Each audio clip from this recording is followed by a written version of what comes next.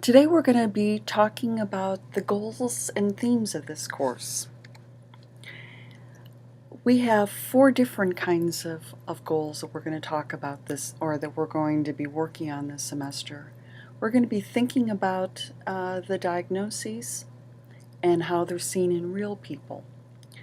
And so as you're going through the semester, you're going to see that we do a lot of case studies. We're going to do a lot of videos, because what it looks like in the book is going to be somewhat different than what it looks like in real people. We're going to be thinking about the disorders on a continuum. So it's not just normal and crazy, and that's the only time you'll hear me use the word crazy, but across, the continuum. So both normal kinds of functioning with relatively few problems and much more severe problems. We're going to be talking about the psychological principles and theories to understand client problems and direct treatment. And we're also going to be thinking about, and I hope that you develop greater understanding and empathy for other people, including those people with psychiatric problems. So there are 5 themes that we're going to be talking about this semester. We're going to be working or talking about things from a dimensional approach, and we've already begun doing that. We're going to be thinking about the roles of prevention and what we can do to prevent problems. We're going to talk about the way that stigma plays out in our society and what we can do to decrease stigma. We're going to be thinking about the roles of context and culture. And throughout the semester, we're going to be thinking about how all these ideas apply to you. So think about behavior as on a continuum, including both, we can think about emotions, cognitions, and behaviors, and that these range from really very normal to, somewhat mild. Most of us have, probably some test anxiety. We procrastinate sometimes. We sometimes have difficulty with our moods, to much more severe, where it really interferes significantly, in our lives.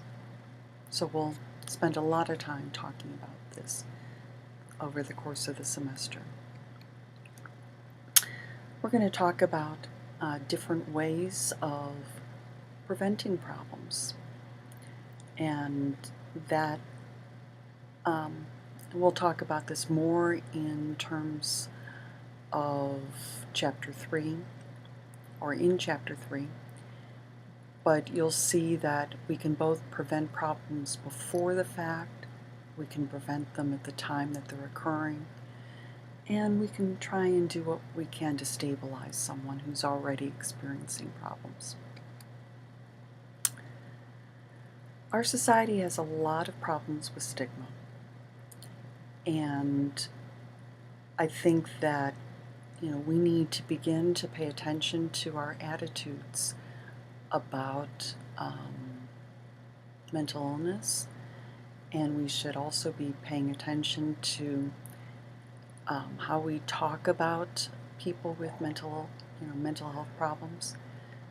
That you'll see that at least one of the readings from this unit, from this chapter, is really focusing on person first language, which is one approach to decreasing stigma.